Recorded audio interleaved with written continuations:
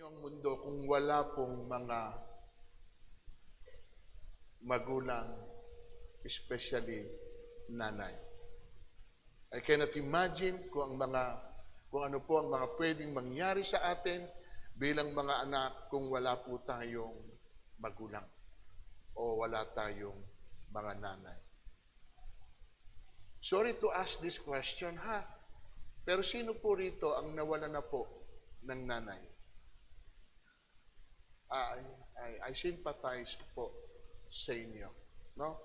Pero kahit wala na po sila, alam kong may ala-ala silang iniwan sa inyo. Na hanggang ngayon, natatandaan nyo pa ito kung babalikan nyo. Amen po ba? At tiyak, meron din po tayong regret sa sarili natin dahil meron tayong hindi nagawa sa kanila nung sila'y nabubuhay pa. Sa tingin po ninyo mga anak, bakit kailangan nating parangalan ang ating mga ina? Yan po ang ibabahagi ko po sa inyo sa umagang ito sa mensaheng pinamagatan ko pong Honoring Mom. Say it all together. Honoring Mom. Children, obey your parents in the Lord, for this is right. Honor your father and mother. This is the first commandment with a promise, that it may go well with you and that you may live long in the land. Tagalogin po natin. Mga anak, sundin ninyo ang inyong magulang alang-alang sa Panginoon sapagkat ito ang nararapat. Igalang mong iyong ama at ina, ito ang unang utos na may kalakip na pangako.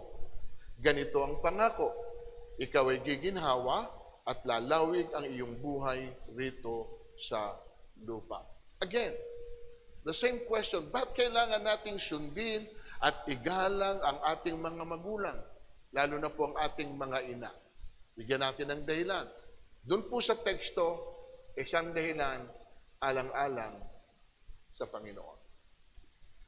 Mga anak, sundin ninyo ang inyong magulang alang-alang sa Panginoon.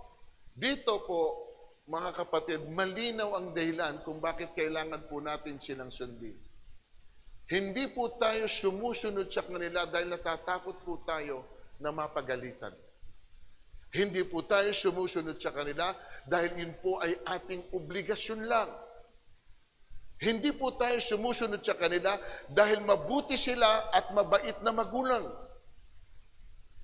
Sinusunod po natin sila dahil gusto po nating maparangalan po ang Diyos sa lahat ng ginagawa natin at gagawin po natin. Dapat yun po yung dahilan. Tanong, paano kung hindi naging mabuti sa iyong magulang mo? Hindi sila naging karapat-dapat.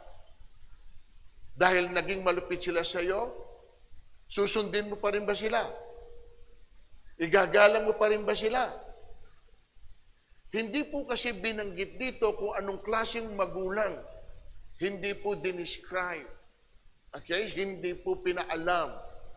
Pero kung anong klaseng magulang meron tayo. Pero ang pakiusap po niya dito, sundin natin sila alang-alang saan? Sa Panginoon.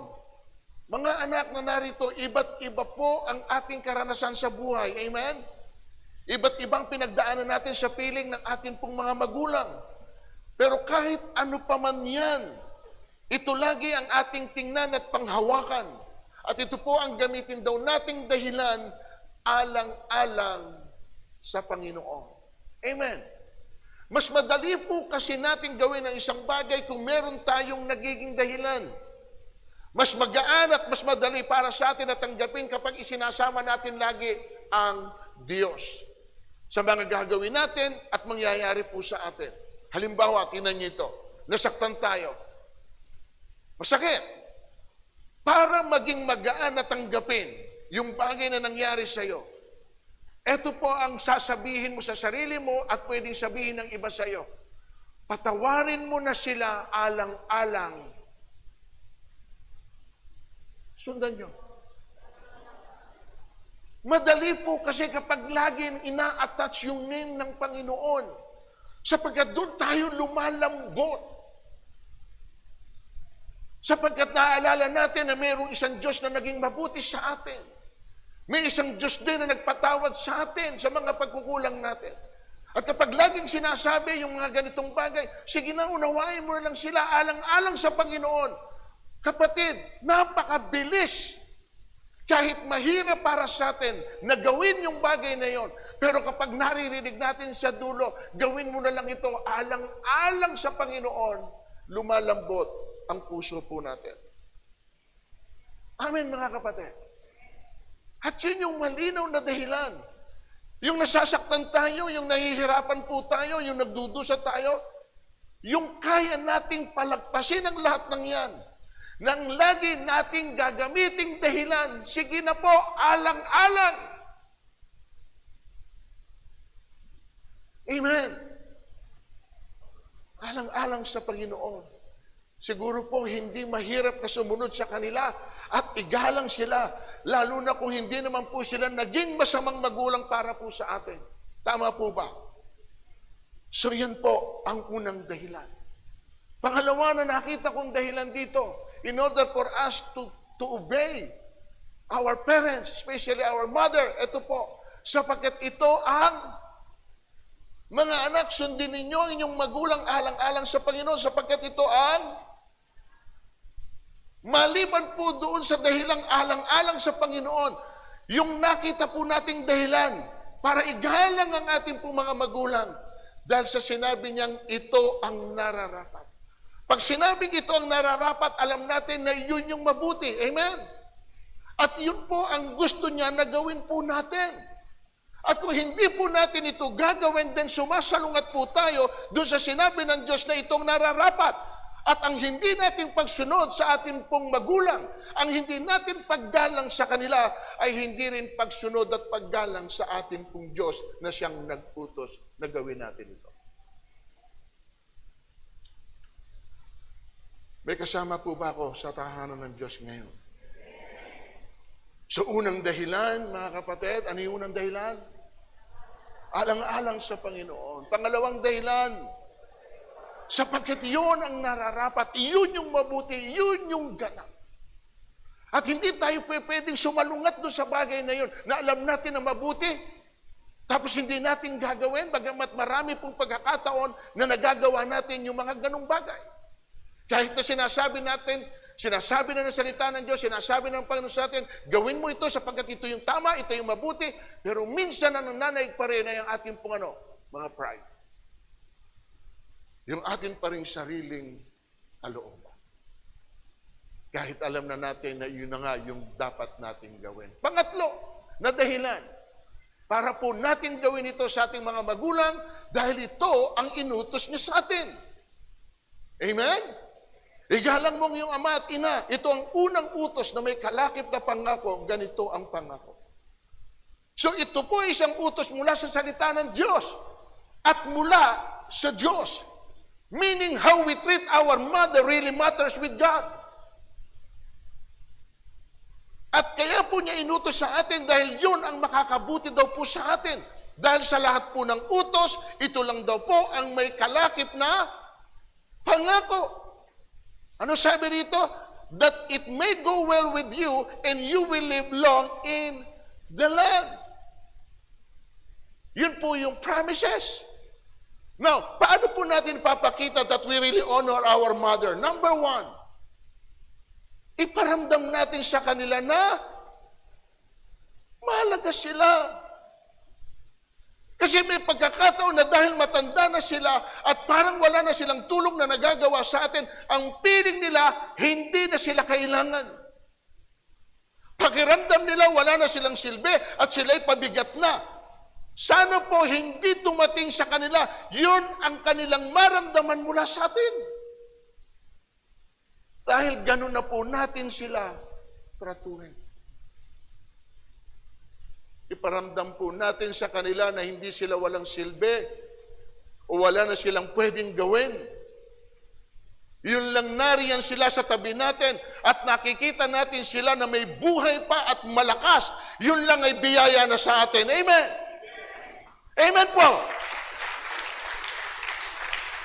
At sabihin natin sa kanila time to time, na mahalaga sila para po sa atin.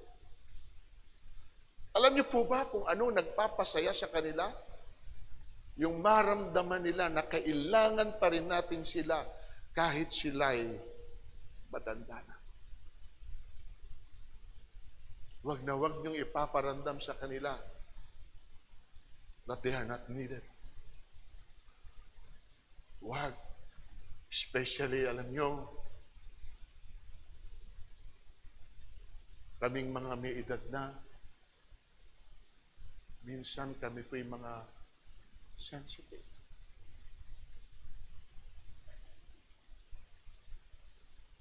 Unawain na lang ninyo kami naghahanap minsan.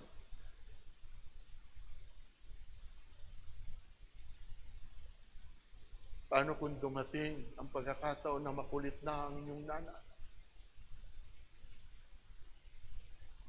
Kaya niyo pa ba kaming unawain? O pinapalo niyo na ulo namin kasi tigas-tigas ng kawawa. Kawawa, no? Yung lahat ng sinakripisyo niyo sa iyo, sa akin, sa atin. Kung babalikan natin ito, kanina nakita niyo yung pinakita ng Teacher Claire, is, kiss.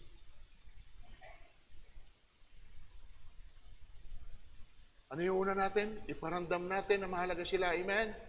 Pangalawa, tulungan natin sila sa kanilang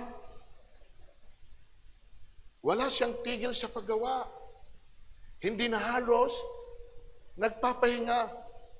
Bago pa sumikat ang araw, inihanda ng pagkain ng buo niyang pamilya o sambahayan.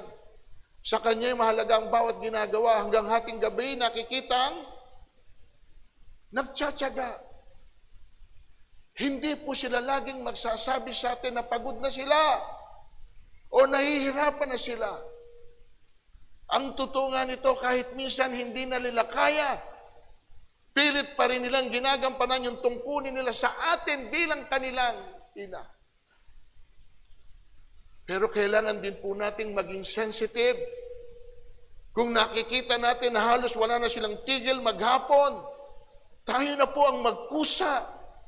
Huwag na po nating hintayin na utusan pa tayo para po tayo ay tumulong. Tandaan niyo po ito. Mararamdaman nyo lang ang halaga nila kapag wala na sila sa piling ninyo. At hahanapin ninyo yung araw-araw na ginagawa niya para sa atin bilang anak nila. Nakita niyo po yung halimbawa na yan, ay pinakita ko sa inyo yan. Ganyan ang ilan sa kanila. At yung ibang ina, mas higit pa. Hindi ko sinasabing hindi sila nagkukulang o wala silang pagkukulang. Pero kailangan po nila, mga kapatid, hindi lang tulong mula sa atin. Kailangan din nila yung pangunawa natin. Kasi dito sila minsan nasasaktan. Yung ginagawa na nila ang lahat na pwede nilang gawin. Tapos konting pagkukulang lang, meron na tayong nasasabi sa kanila. At minsan nasusumbatan pa. Hindi po lahat ay pwede nilang gawin para sa atin. At kung may pagkukulang man sila, tayo na ang umunawa sa kanila. Tayo na rin ang magpuno. Huwag natin silang hanapan. So mga anak, help them cheerfully. Tumulong ka, pero dapat masaya ka sa ginagawa mo. Hindi yung nagdadabog ka dahil nautusan ka.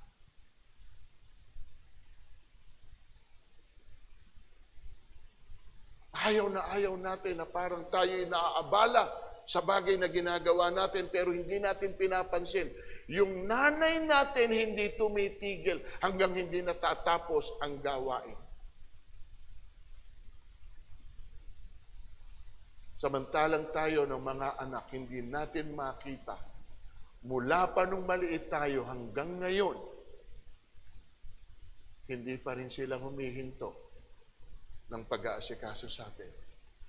Pero kailan natin sila babalikan na tayo naman ang mag-aasikaso sa kanila?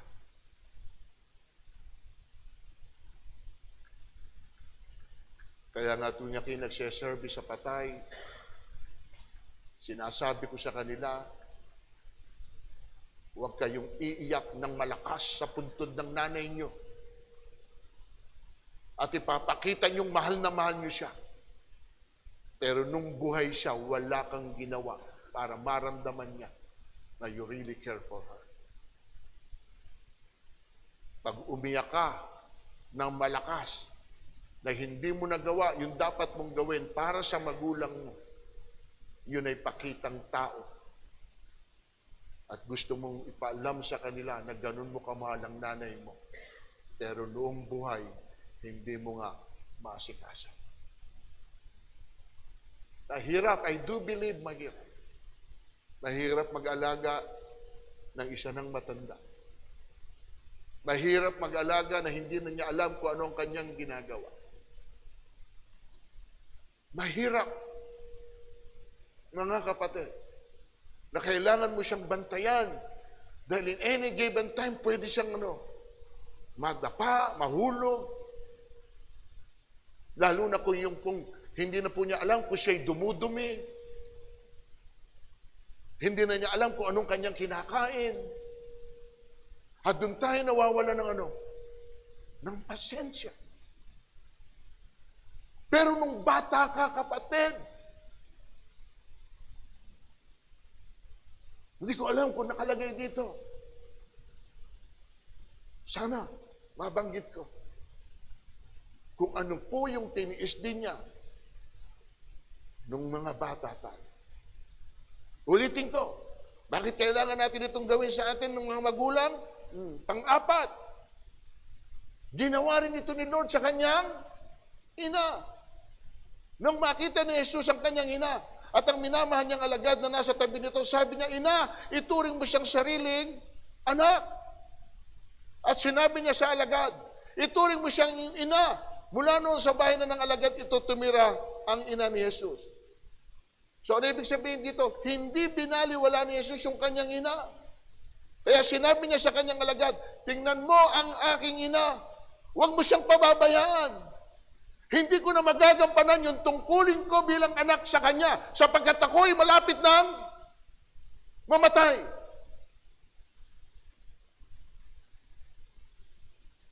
Pero hindi po niya hinayaan na walang mag-aasikaso sa kanyang nanay. Hindi ko nga maintindihan dito bakit po sa alagad inihabilin ng nanay niya. Nasaan yung mga kapatid niya? Patay na ba lahat yung mga kapatid niya na wala na siyang pagbibilinan sa kanyang nanay? At tinan niyo po doon, mula noon, sabi rin, tinan niyo, mula noon, sa bahay na ng alagad na ito tumira ina ni Jesus. Mula noon, sa bahay ng alagad, hindi sa bahay ng kanyang mga anak. Ba't kaya?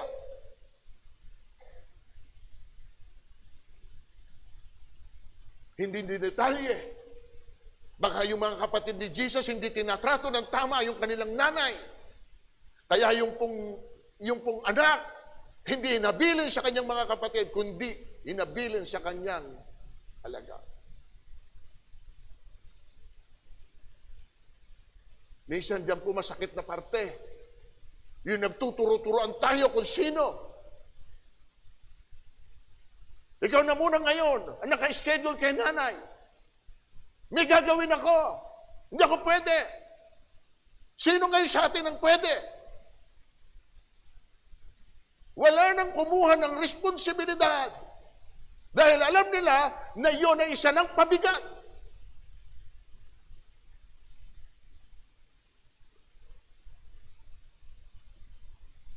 Mga kapatid, muli tayong magbalik tanaw sa pangyayaring ito.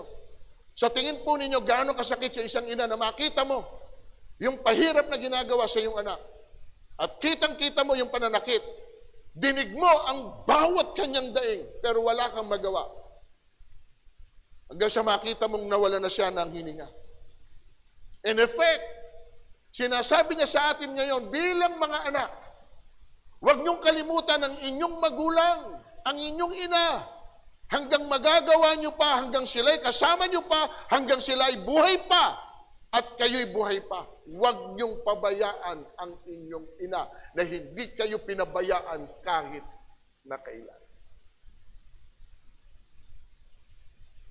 So, paano natin gagawin sa kanila? Paano?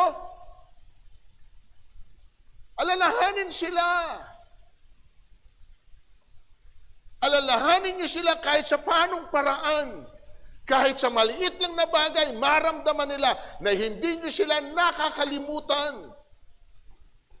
Kung sila man ay malayo sa inyo, pwede niyo silang tawagan. O i-text kaya. Minsan, invite niyo sila sa bahay niyo.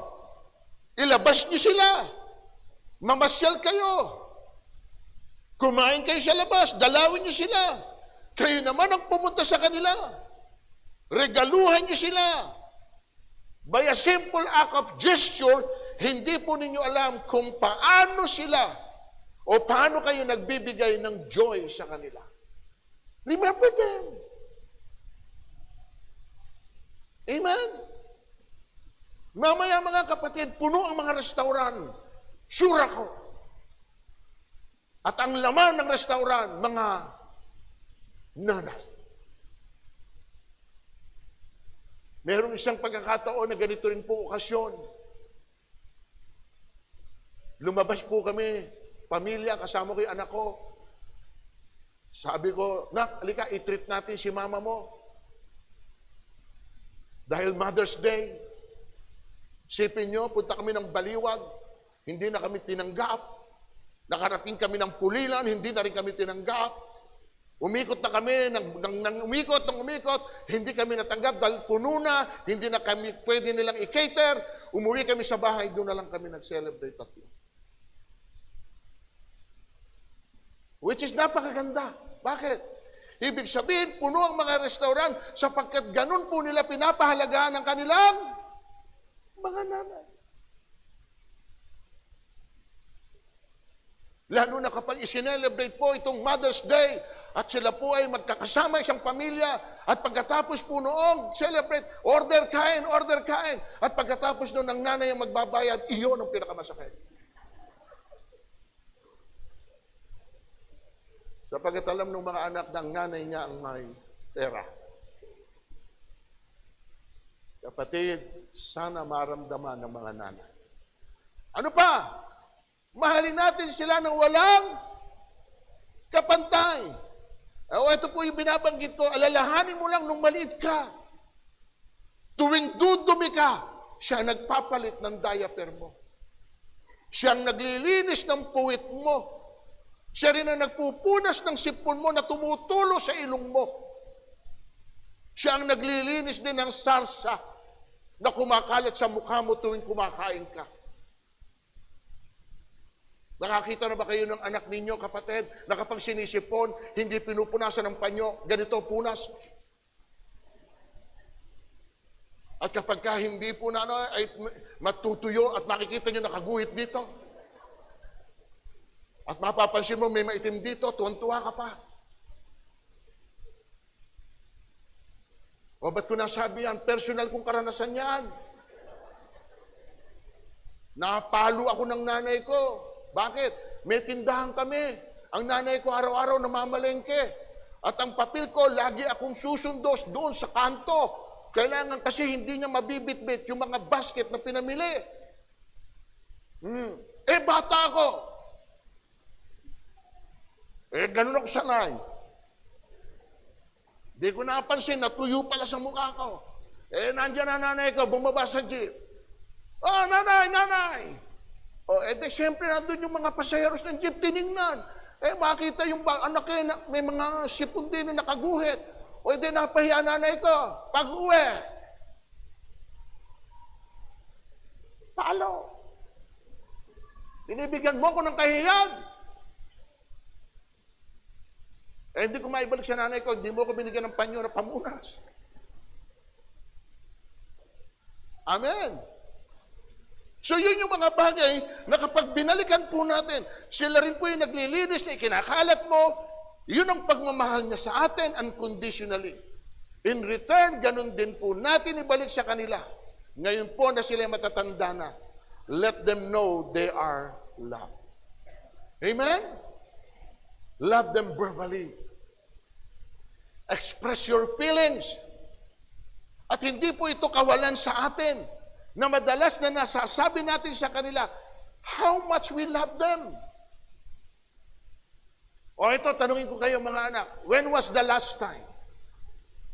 O kung nandiyan kayong mga anak at kasama nyo ang nanay nyo, when was the last time na nasabi nyo sa nanay ninyo that you really love them? How often?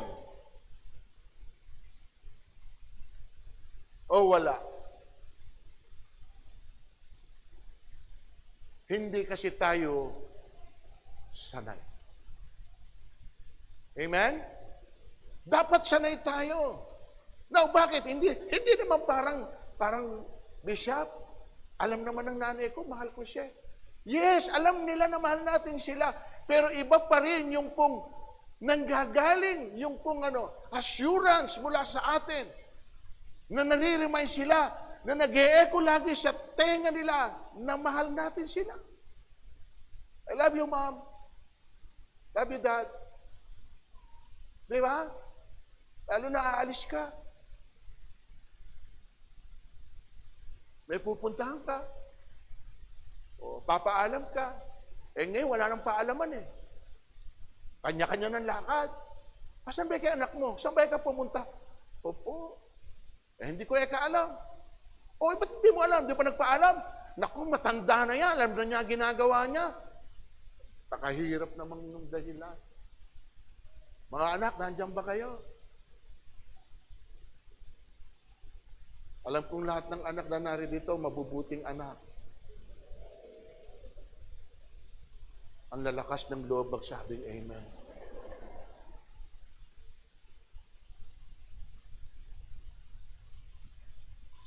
Kawikaan 18:21, life and death are in the power of our tongue. Amen? Gamitin po natin ito sa kanila. Yung salita na nagbibigay sa kanila ng encouragement. Yung nagmo-motivate sa kanila. Iba yung salita na nagbibigay ng assurance sa kanila, lalo na positibo ang naririnig nila. Kahit salita lang ang sinasabi natin, pwede nilang maramdaman mula sa salitang ito yung pagmamahal natin para sa kanila. Amen? Love them verbally. Love them physically. Hug her. Kiss her. Sit beside her. Sino rito yung yumaya ka pa sa nanay? Meron pa. Meron pa rin. Tatatlo. Napakaraming mga anak na wala nang kakwenta-kwenta rito. Nanay mo, hindi mo mayakap. Sasabihin mo sa akin, hindi ka sanay. Feeling corny ka. Kailan mo yayakapin yan?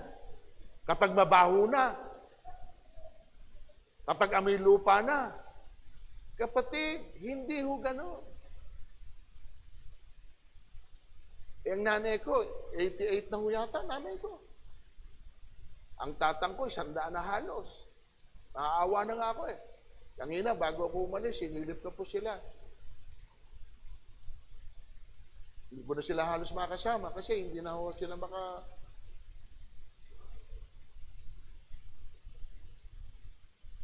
Tapos, yung isang araw, yung pagdating ko, galing kami pagdating ko, nakita ko, tatang ko, may benda sa ulo.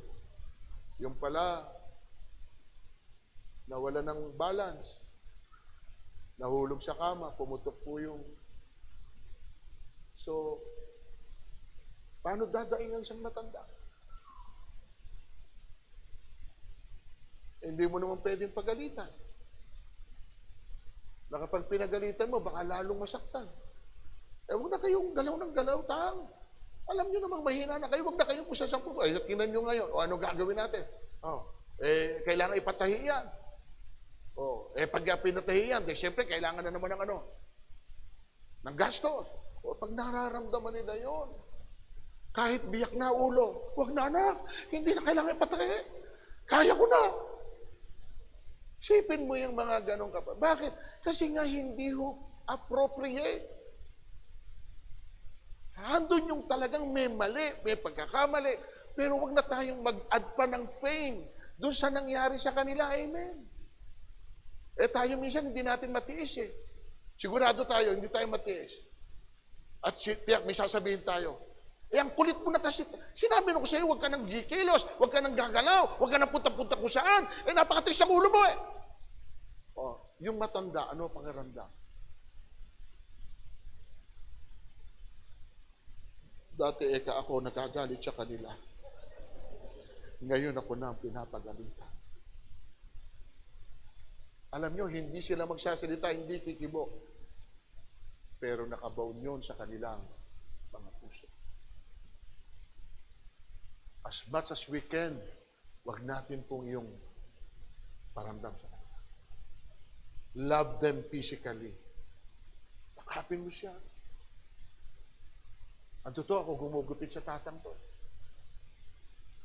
Sa paraan, kahit hindi ako perfectong manggugupit. Ako gumugupit kahit po nakikita kong, ano ba tawag doon? Yung bakit-bakit. Bakit? Doon kami nagbabanding mag-ame. Sige ta, gugupitan kita. Ganda mula ulo mo. Nging. Bakit siya?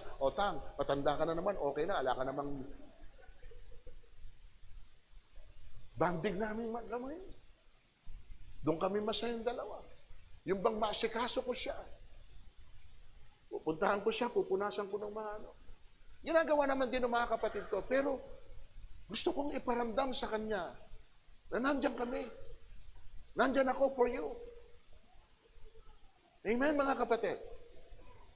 So, kaya ko sinasabi ito, sapagkat ginagawa ko eh. So, kung nagagawa ko, pwede rin gawin ito sa inyong mga magulang. Amen? So, wag po tayong mapagod na gawin ito. Wag tayong magsawa na ipakita ito. Wag nating hintayin. Nagustuhin man natin na sila yakapin, pero hindi na natin magawa. Gustuhin man natin na sila halikan, hindi na rin mangyayari dahil wala na sila. So therefore, hanggang buhay sila at pwede nila itong maramdaman, gawin po natin ito. Ito ay as open as we can na wala po tayong pagsisisihan sa huling araw. Amen? And in my conclusion, gusto po ba niyo humaba buhay natin? Humaba, yung pong magtatagal tayo sa mundong ito. Sino po gusto ninyo na mas lumawig pa ang buhay natin? Humaba pa ang buhay natin? Sino may gusto? Alam niyo po, sikreto? Honor your parents. Sapagkat yun lang po ang pangako daw, yun daw po ang utos na may kalakip na pangako. Amen? Eto po yun. That it may go well with you and that you may live long. You may live long in. Ngayon, ito babasihan natin.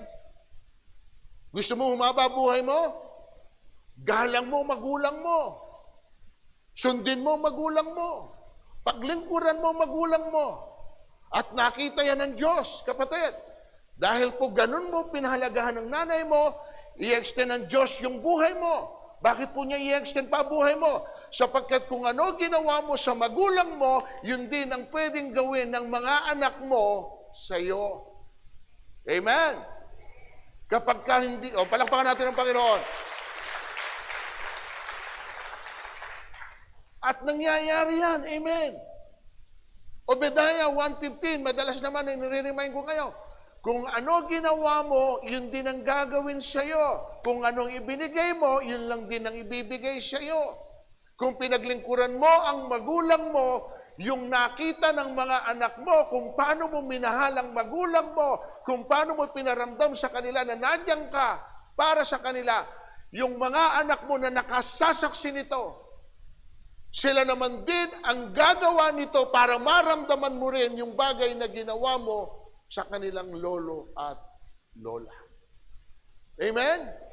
At hindi, palakpakin niyo ang Panginoon. Hindi kalabisan, hindi kawalan. Iisa lang yan. Tama po?